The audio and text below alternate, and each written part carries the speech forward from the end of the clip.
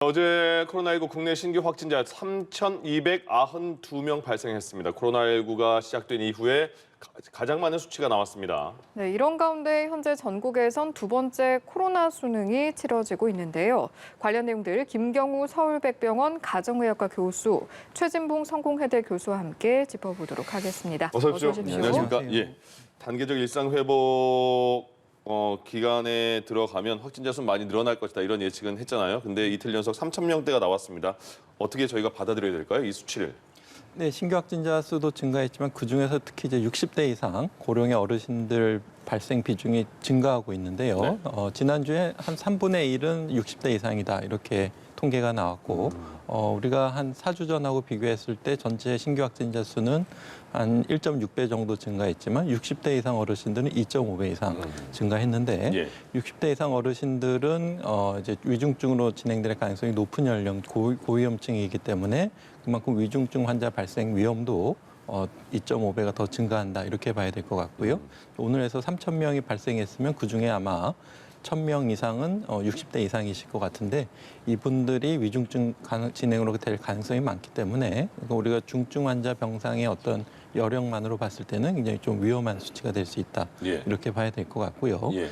지금 연령별로 봤을 때 20, 30대 같은 경우에는 발생률이 그렇게 빠르게 증가하지는 않고 있기 때문에 물론 약간 증가는 하고 있지만 이 효과가 보통 한 2달까지밖에 가지 않을 가능성이 있기 때문에 네. 그다음부터는 10%씩 증가할 가능성이 있어서 우리가 좀 지금 이번 달과 다음 달 안에 우리가 어느 정도 확진자 규모를 줄이고 위중증 환자에 대한 대비를 충분히 하지 않게 되면 내년 1, 2월에는 조금 더 어려운 상황을 맞을 수가 있기 때문에 예. 지금 좀 늦었지만 대비를 잘하는 노력들이 좀 필요할 것 같습니다.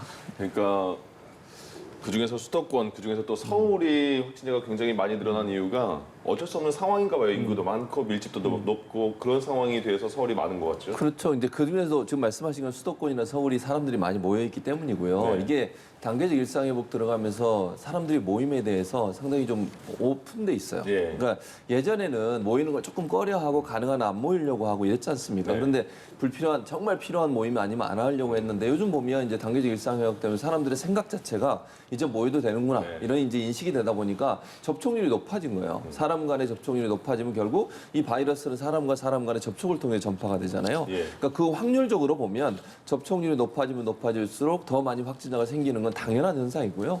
또 하나는 뭐가 있냐면 예전에 처음에 이제 백신을 맞았던 분들이 6개월이 지나고 점점점 시간이 길어지는 거잖아요. 네. 백신의 효과가 떨어지는 거죠, 결국은. 그래서 최근에 이제 정부가 이걸 좀 간격을 줄이기 위해서 6개월에서 5개월, 지금 4개월까지 줄여놨거든요. 예. 이런 상황이라고 하면 이 두 가지 요인이 가장 크다고 생각해요. 아무래도 일반적으로 이제 단계적 일상회복으로 지나가면서 사람들 간의 접촉이 좀 늘어났고 백신을 이미 처음에 맞았던 분들 같은 경우에 이제 백신의 효과가 떨어지면서 예. 2차 접종까지 완료한 분들 중에도 이제 확진자가 생기는 이런 현상이 일어나고 있기 때문에 중요한 거는 빠른 시간 안에 이걸 늘려야 된다. 그러니까 접촉 시간을 줄여서 더 많이 접종을 할 수 있도록 만드는 게 중요하다고 생각하고요. 예. 부스터 사실 빨리 맞는 게 중요하다고 생각을 합니다. 알겠습니다.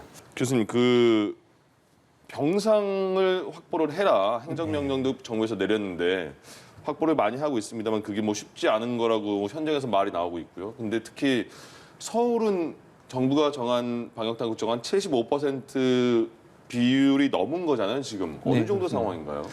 수도권으로 봤을 때는 한 75%인데 서울만 봤을 땐 80% 이상 네. 차지하고 있고 그러니까 남은 병상이 20%도 안 된다는 거죠. 그렇죠. 중환자 병상 같은 경우에는 그렇기 때문에 물론 이제 서울이 아니라고 하더라도 인천이나 경기 같은 수도권 내 다른 위중증 병상을 활용할 수 있지만은 수도권 자체 병상도 지금 포화 상태이기 때문에 그리고 문제는 확진자가 위중증으로 될 때 어느 정도 시차가 걸리는데 최근 2, 3주간 양상을 봤을 때 특히 60세 이상 어르신들의 확진 비율이 점점 증가하고 있기 때문에 예. 그분들이 앞으로 또 중환자 발생 증가로 이어질 가능성이 매우 높거든요. 그래서 지금도 포화인데 앞으로가 더 문제가 될 수 있겠다. 이렇게 좀 봐야 될 것 같고 우리가 전담병원이나 이런 병상은 조금 중간 정도의 입원이 필요하신 분 같은 경우에는 좀 병상을 빨리 확보할 수가 있고 예. 또 좀 필요한 경우에는 조금 더 병실내 침상, 병상을 조금 더 추가할 수가 있는데 위중증 병상은 우리가 빨리 늘리기 어렵고 또 무엇보다도 그분은 이제 24시간 돌볼 수 있는 전문 인력이 부족하기 때문에 그리고 동시에 위중증 환자분들이 안 좋아지게 되면은 충분히 우리가 돌보기 어려울 수가 있기 때문에 항상 우리 그 생체 징후가 굉장히 불안정한 상태이기 때문에 갑자기 언제라도 나빠지실 수 있는 상태이기 때문에 예. 충분한 인력 지원이 필요한데 그만큼 위중증 병상은 충분히 확보하기도 어렵고 또 인력도 충분하게 대응하기 어려운 상황이다 이렇게 말씀드릴 수 있겠습니다. 예. 예. 방역 당국에서 위험도 평가 지표를 발표를 했는데 보니까 좀 세분화된 지표를 정리를 좀 한 것 같다라는 생각이 들었습니다. 네. 어떻게 보셨습니까? 그러니까 말씀하신 것처럼 전체로 보면 3개 영역이 17개 평가 지표가 있거든요. 지금 화면에 잠깐 나가고 있는 건데요. 예. 가장 중요한 거는 대응 지표하고 발생 지표, 접종 지표가 있는데 지금 여기서 우리가 위험하다 아니다 또는 이제 긴급하게 이걸 평가하냐 말 거냐를 결정할 때는 그게 이제 중증 환자들이 병상이 어느 정도 가동률이 있느냐 하는 부분 아까 이제 김경호 교수님도 얘기해 주셨는데 그 부분하고요. 예. 주간 신규 위중증 환자가 어느 정도 발생하느냐. 그러니까 확진자 수가 아니고요. 예. 위중증 환자가 얼마 정도 발생하느냐의 문제. 이 두 가지가 가장 중요한데 이것뿐만 아니라 5개 정도 핵심 지표가 있는데 이제 문제는 뭐냐면 지금 김 교수님 말씀하신 것처럼 기본적으로 수도권 지금 75% 이상의 가동률이 지금 일어나고 있는 거죠. 이건 사실은 원래 그 위험 증상, 즉 긴급하게 평가하는 대상에 포함이 됩니다. 그렇죠. 근데 이제 이 방역 당국은 뭐라고 얘기하고 있냐면 하나의 지표만 가지고서 긴급 평가를 하질 않겠다는 거예요. 그러니까 전체 5개의 중요 핵심 지표가 있는데 이 지표들이 같이 담은 위험하게 느껴졌을 때 그때 이제 핵심 지표로 인정을 하고 그걸 이제 긴급 평가를 하겠다는 건데 그 이유 중에 하나가 뭐냐면 이게 중증 병상 가동률이 수도권은 낮은데 지금 현재 그러니까 가동률이 높은데 네네. 지역은 낮은 상태예요. 그러니까 활용도는 어느 정도 중간 정도가 된다고 보는 거죠. 즉 예. 수도권에서 긴급 환자가 많이 발생하면 지방에 있는 중증 환자 병실로 이송을 시켜서 거기서 치료를 받게 할 수 있기 때문에 지금 상황에 수도권만 높다고 해서 전체 평균이 높지 않은 상황 이런 상황이라고 표현하고 있는 건데요.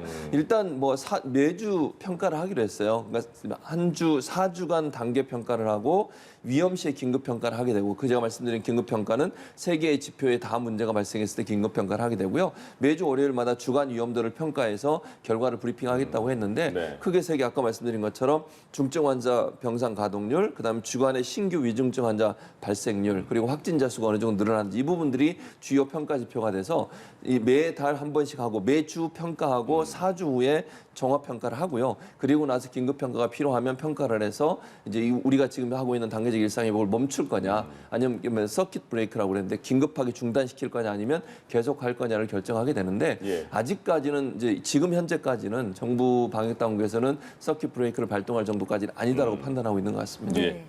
주요 지표로 말씀을 해주신 중환자 병상 가동률, 수도권 같은 경우에는 지금 이게 70에서 80%를 오가고 있는데 어제 이제 이번에 발표가 된 그런 수치로 평가를 하면 수도권을 중간 단계로 평가를 했단 말이죠. 이 부분은 좀 적절하다고 보시는지요?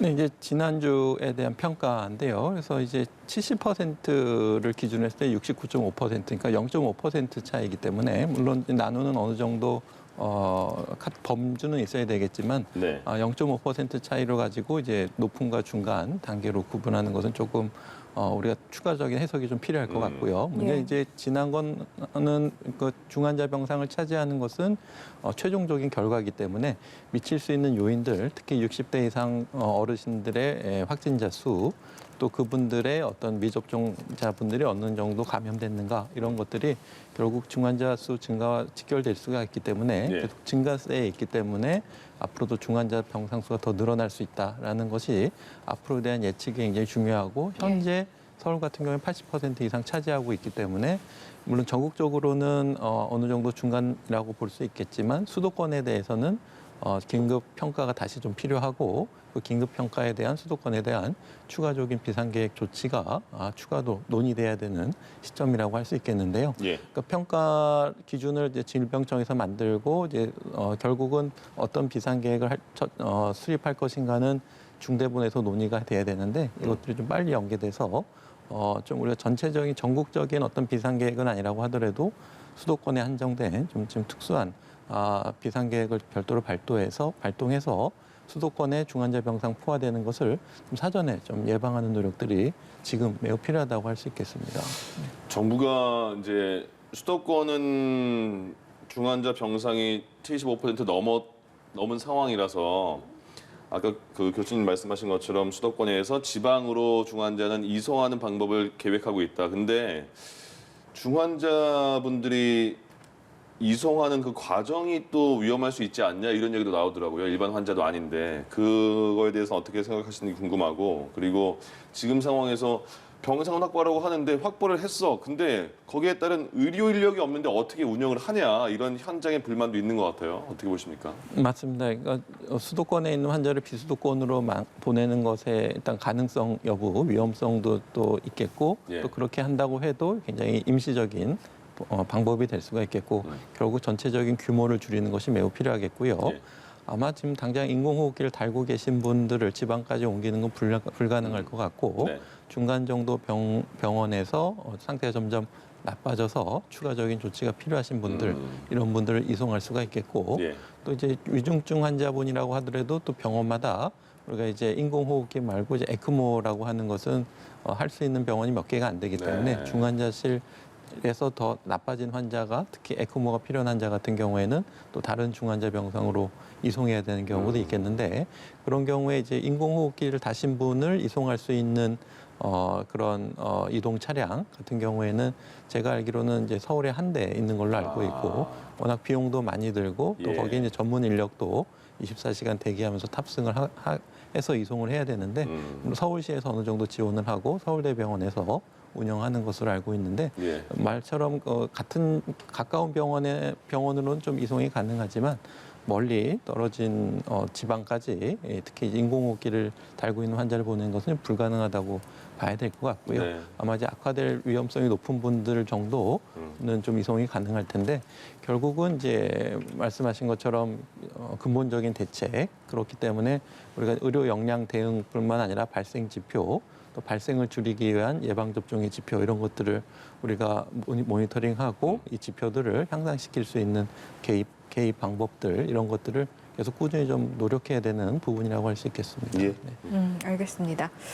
그리고 이 부분도 한번 짚어보겠습니다. 방역 당국이 추가 접종의 속도를 높일 방침인데 일단은 접종 대상을 좀 확대를 하고 기간 단축을 하고 이 부분에 있어서 안전성의 문제는 없을까 우려하시는 분들도 있어서요. 이 부분 좀 어떻게 설명해 주실 수 있을까요? 네, 그 제한적인 자료지만 해외에서 추가적인 3차 접종을 했을 때 안전성, 특히 이제 미국에서 믹스앤매치라고 해서 우리가 뭐 얀센을 맞고 모더나를 맞았을 때 항체가 뭐 70배 이상 증가한다. 그런 연구 같은 경우에는 12주를 한 석 달 후에 예방 접종을 했는데 특별한 안전성에 문제가 없다고 밝혀져 있기 때문에 아마 4개월 내지 5개월, 특히 이제 고령 어르신들 같은 경우에는 젊은 층보다 조금 이상 반응이 조금 덜 나타나기 때문에 안전성에 대해서는 충분히 괜찮을 것으로 보이고 예. 효과는 더 좋을 것으로 예상되기 때문에 이제 4개월이 좀 지나신 분들 같은 경우에는 특히 60세 이상 어르신들 같은 경우에는 특히 이제 조금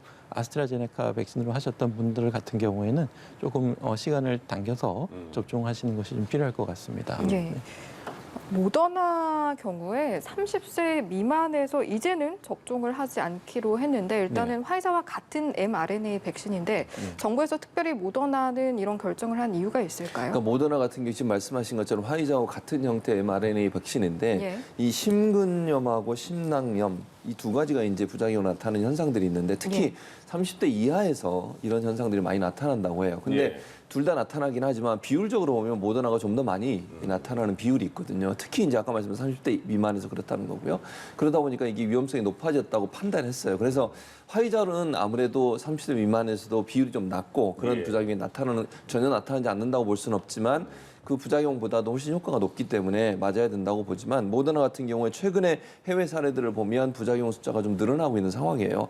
그래서 위험도가 좀 증가한다고 판단해서 30대 미만에서는 모더나 대신 화이자를 접종하기로 했고 지금 우리나라뿐만 아니라요. 독일이나 프랑스처럼 유럽에 있는 나라들도 이런 확률이 높아지다 보니까 모더나 같은 경우는 30대 미만은 맞지 않고 화이자로 대체하는 경우가 지금 늘어나고 있거든요. 그래서 예. 두 mRNA 백신 다 부작용의 가능성은 있지만 확률적으로 보면 화이자보다는 모더나가 특히 특히 30세 미만의 젊은 층에게 더 많이 부작용이 나타날 가능성이 있어서 그걸 예방하기 위해서 모더나는 30세 미만에는 화이자로 바꾸고 모더나는 이제 연세가 좀 있으신 분들, 30세 이상에 있는 분들한테만 접종하도록 그렇게 좀 조치를 하고 있는 겁니다. 예, 그렇군요.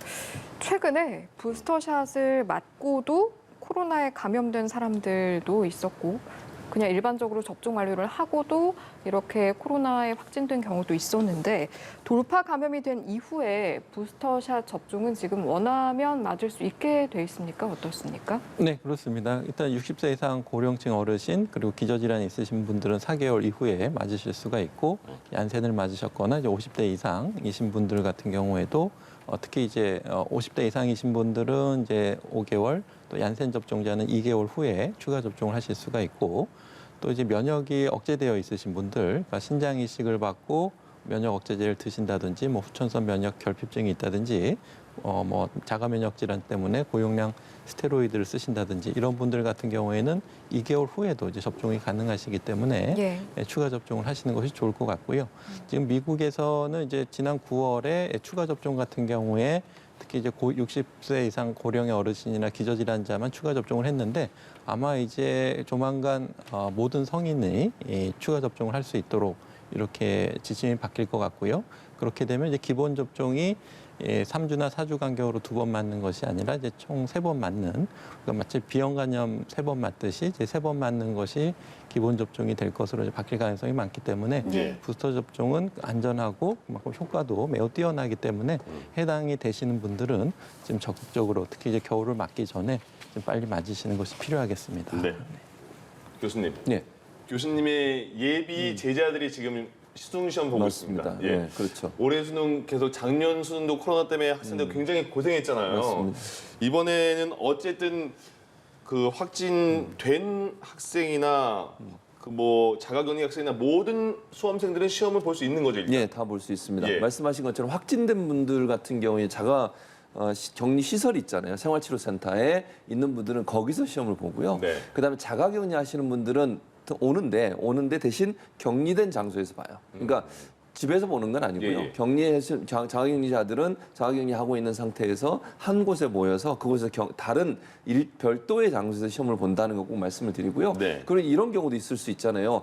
그 전까지는 몰랐는데 이 시험장에 들어왔는데 온도 체크를 했는데 체온 체크를 했는데 체온이 37.5도가 넘어간다. 예. 이럴 경우도 별도의 장소에서 시험을 보게 돼 있습니다. 그래서 모든 학생들이 안전한 가운데 시험을 보게 돼 있고요. 예. 모든 학생은 마스크를 착용한 채 시험을 봐야 됩니다. 전자기기는 물론 안 되고요. 네. 또 하나 예전에는 지난번 수능에서는 칸막이가 다 있었어요. 그렇죠. 이번에는 칸막이는 다 없앴습니다. 네. 그래서 이제 칸막이를 없앤 이유는 대부분 다 이제 접종을 완료했어요. 고3 예. 학생들은 미리 이제 다 접종을 했지 않습니까? 대신 종이 칸막이가 준비가 돼 있는데 이건 왜 준비했냐면 점심 식사 때문에 식사할 때는 마스크를 벗어야 되잖아요. 그래서 종이 칸막이를 개별적으로 다 지급하고 식사한 이후에는 그 종이 칸막이를 접어서 이제 버리게 되고요.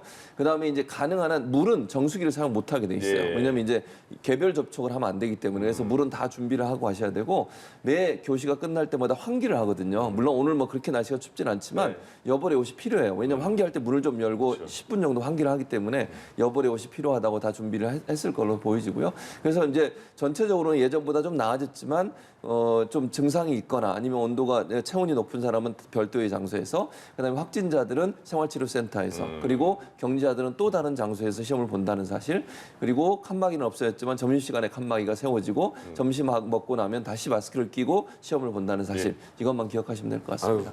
보시는 분들이 머릿속으로 상상 가능하게 자세히 설명해 주신 것 같습니다.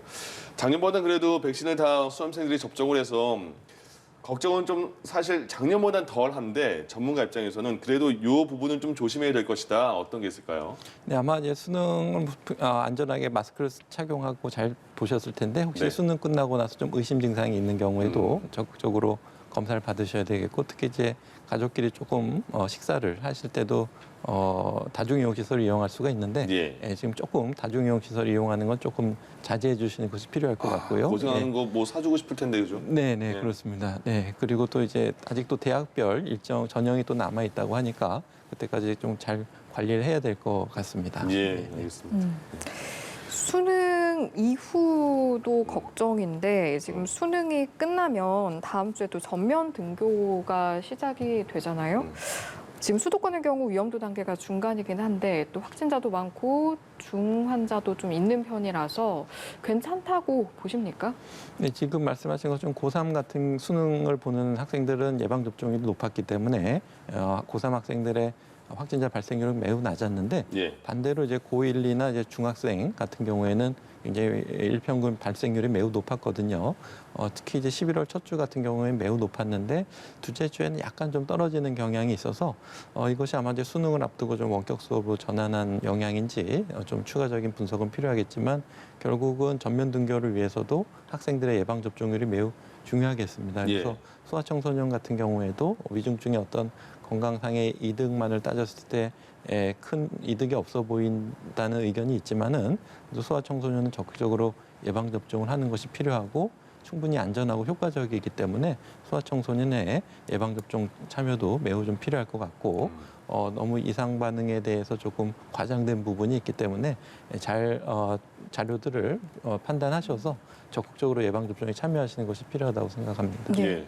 이야기가 나온 김에 이제 소아청소년 접종에 대해서 부작용 좀 과도하게 걱정하시는 부분 있을 것 같다라고 해주셨는데 어떤 부분이 있고 또 왜 걱정하지 않으셔도 되는지도 한번 짚어주실까요? 네, 일단 데이터는 이제 정확한 것이기 때문에 통계적인 데이터를 충분히 신뢰하셔야 될 것 같고요. 걱정하시는 아나필락시스 10만 명 중에 1명 생길 수 있지만 우리가 접종하고 나서 충분히 잘 관찰을 하면 우리가 이제 에피네프린만 투여하면 바로 또 생명에 지장이 없기 때문에 준비하고 관찰하고 대응하면은 충분히 우리가 예방할 수가 있겠고 예. 심근염 같은 경우에도 10만 명 내지 1명 내지는 뭐 4명 정도 생길 수가 있는데 이것도 우리가 좀 접종하고 나서 일주일 정도 과격한 신체 활동을 좀 자제하거나 의심 증상이 있을 때 적극적으로 검사하시면은 우리가 검사를 통해서도 충분히 찾아낼 수가 있겠고 예. 다만 이제 고열이 난다든지 또 심한 근육통이 있다든지 좀 심한 이상 반응을 느끼는 통계 수치 같은 경우에도 한 5천 명 중에 1명이기 때문에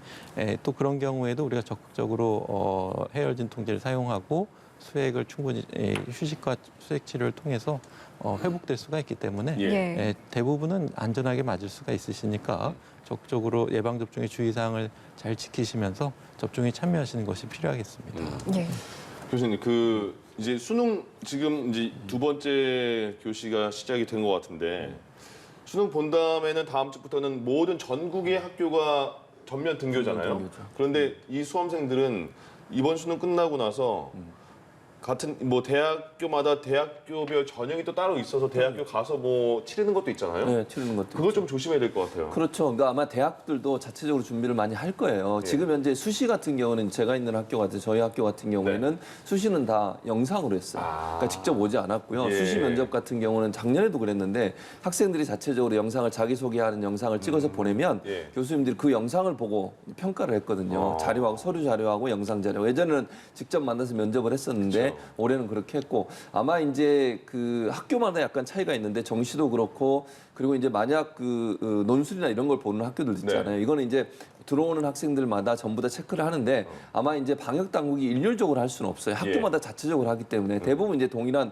기준을 쓸 걸로 저는 보는데요. 네. 체온 체크하는 거, 그다음에 거리 띄워서 앉는 거. 예를 들면 이제 논술 같은 시험을 볼 경우에는 예. 그리고 이제 면접 같은 경우도 일정 부분 거리를 두고 칸막이를 두고 하는 방법, 또 마스크를 끼는 방법 이런 방법들이 활용될 것 같아요. 일반적으로 우리가 사회에서 하는 방역의 어떤 그 가장 기본적인 수칙들을 지키면서 거리두기 충분히 하고 그리고 손 소독하고 예. 이런 방법들을 통해서 하게 되기 때문에 다만 이제 그 일반적으로 수능 같은 경우에는 좀 열이 있더라도 별도로 준비된 공간에서 시험을 보는 경우가 많은데 예. 이제 대학들 경우에는 그렇게까지 준비가 안 되는 경우가 있어서 시험을 못 보는 경우가 있을 수도 있어요. 네. 그건 이제 학교마다 차이가 있기 때문에 이거 일률적으로 뭐 교육부에서 이래나 저래나 얘기할 수 있는 상황은 아니거든요. 예. 그 부분은 예. 좀 수험생들이 잘 준비하면 좋겠다 이런 생각은 듭니다. 예.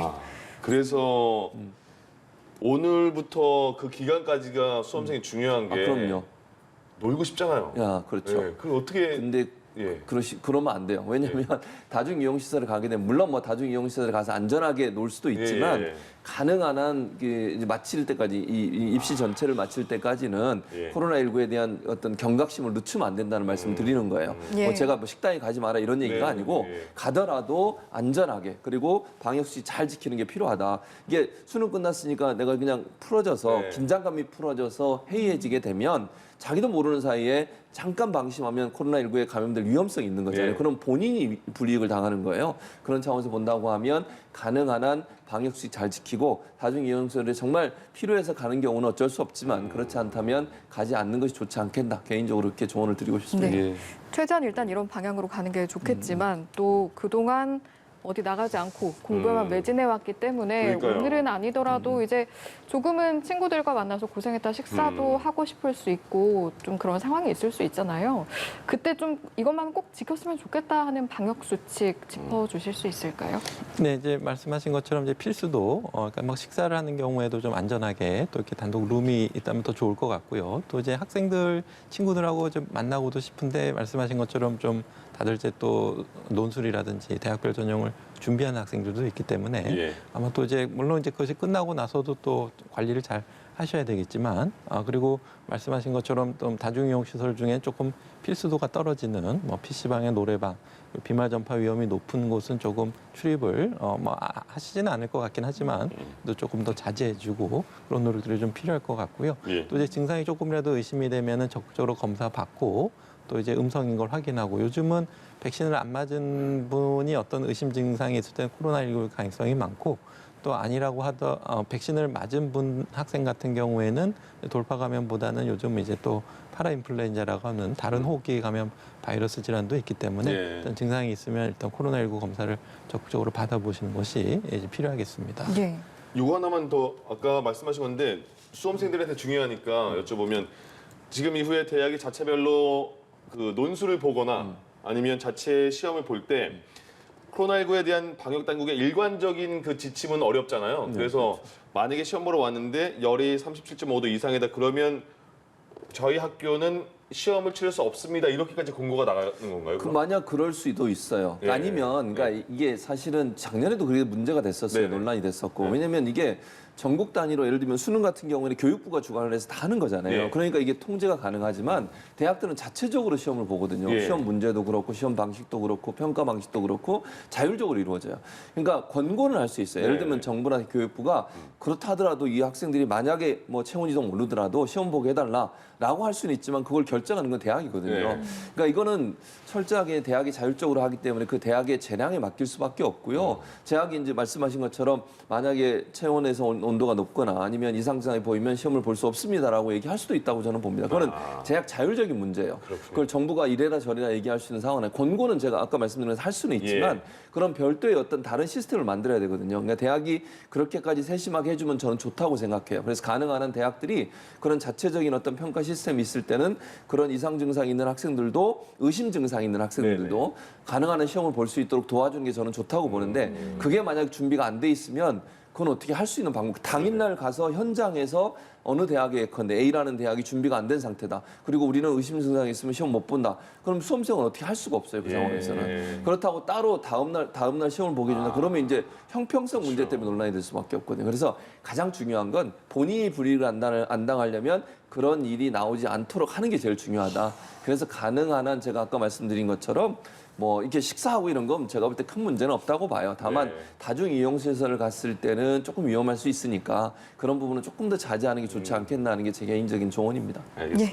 예, 알겠습니다. 다른 것보다 다중 이용 시설에서의 이용이 좀 중요하겠네요. 지금까지 김경우 서울백병원 가정의학과 교수, 최진봉 성공회대 교수와 함께했습니다. 고맙습니다. 고맙습니다. 감사합니다.